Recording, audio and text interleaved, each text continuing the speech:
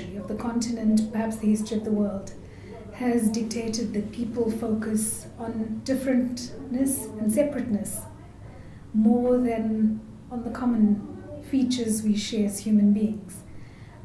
So if I had the power or a secret genie I could pull out and say, grant me this wish, it would be to remind people, men and women, that we're a universal family. It's a new world order we're actually creating. And that means we go beyond all the isms.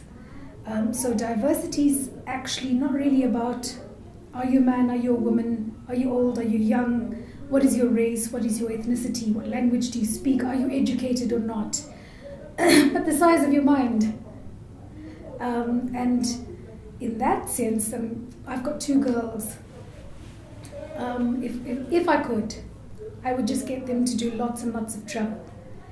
Go and see how many ways there are to live life, and that actually human beings all over the world want the same things, essentially. And those things usually center around harmony and peace and being kindred spirits.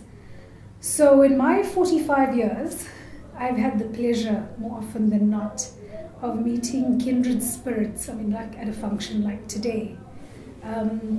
Someone you've never met before, who crosses your path, who touches your life, and who makes a very profound difference, whom you may not meet again.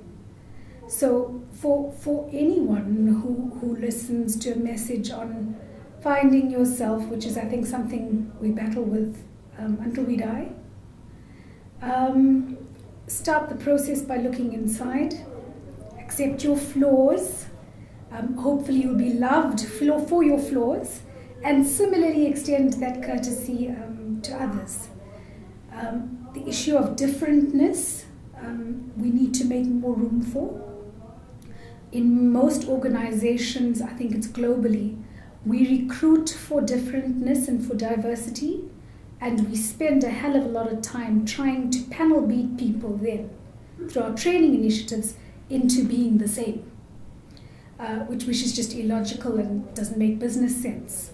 So I think the more we value our differentness, the more, if we focus on women, stop trying to copy male counterparts. And similarly, for male counterparts, without stereotyping, it's always been odd for me that what is regarded as passion about your work in a man is aggression in women. So probably chat to many of my colleagues, they'd say I'm a very aggressive woman. And I probably am, but I'm just pretty passionate about these things that make us special. I think uniqueness, you don't have to apologize for your differentness, you need to fit into your own skin, and there's actually no degree that gives you that. Nothing at all. So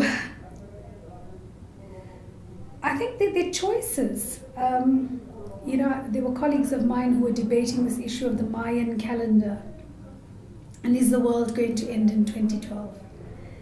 And for me, I had a slightly different way of looking at it. It was, I think humankind have to choose. We're at a crossroads. We need to choose. Our cerebral abilities, we're so bright. Intellectually, we can accomplish so much. But on the spiritual intelligence, on the emotional intelligence side, have we learned to become us yet? Have we learned to be more than I, me, my ego? I'm so special, I'm the sharpest pencil in the box.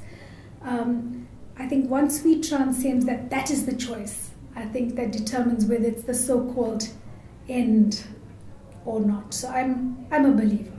The glass is always half full.